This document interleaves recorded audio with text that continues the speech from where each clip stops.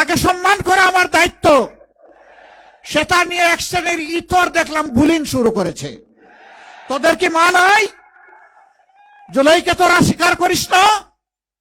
একটা ক্লাস আজকে সামান্য মানবতা এবং ভদ্রতা ভুলে গেছে। আজকে আমি ফেনীতে গিয়েছিলাম, শহীদ পরিবারের মা এবং বাবারা, ভাইয়েরা, বোনেরা সেখানে এসেছিল, সন্তানরা এসেছে। আমি তাদের প্রতি সহানুভূতি জ্ঞাপন করার এক পর্যায়ে একজন বয়স্কা মা হঠাৎ করে এসে আমাকে জড়ায় ধরছেন। উনি কান্না শুরু করেছেন। আমি তো তাকে ছুঁড়ে মারতে পারি না, তিনি তো জাতির মা, আমার মা, তাকে সম্মান করা আমার দায়িত্ব। সেটা নিয়ে এক শ্রেণীর ইতর দেখলাম বুলিং শুরু করেছে। তোদের কি মা নাই?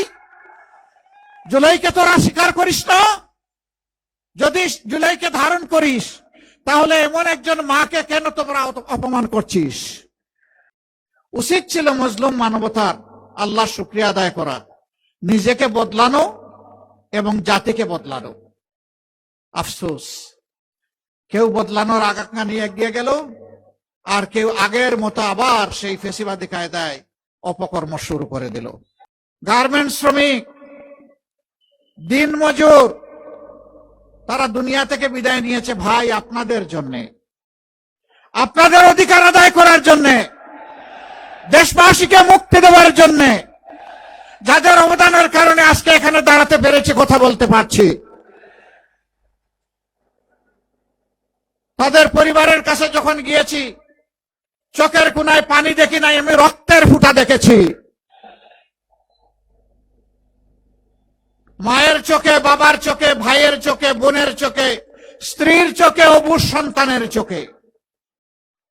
কোন কোন জায়গায় এতিম সন্তানেরা হাত ধরে তার চপলতার কারণে টেনে নিয়ে গেছে একটা দেয়ালের পাশে গিয়ে বলে, এই আমার বাবা। তার মনের মতো করে বাবার ছবি এঁকেছে দেয়ালের মধ্যে। এরপরে আমাকে বলে, দাদু আমার বাবা কি ফিরে আসবে? আহারে,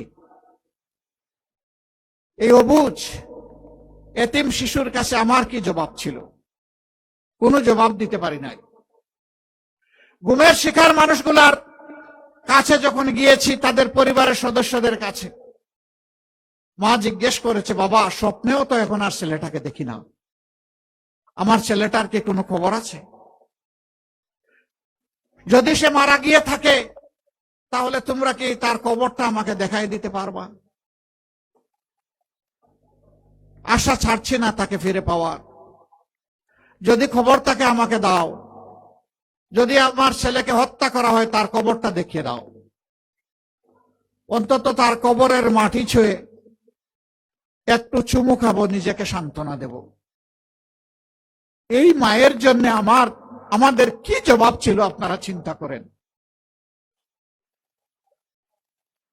দফায় দফায় মামলা দিয়ে মানুষকে নাজেহাল তছনছ করা হয়েছে। এই সব কিছুর পরে জুলাই এসেছিল আল্লাহর নিয়ামত হয়ে। উচিত ছিল মজলুম মানবতার আল্লাহর শুকরিয়া আদায় করা, নিজেকে বদলানো এবং জাতিকে বদলানো।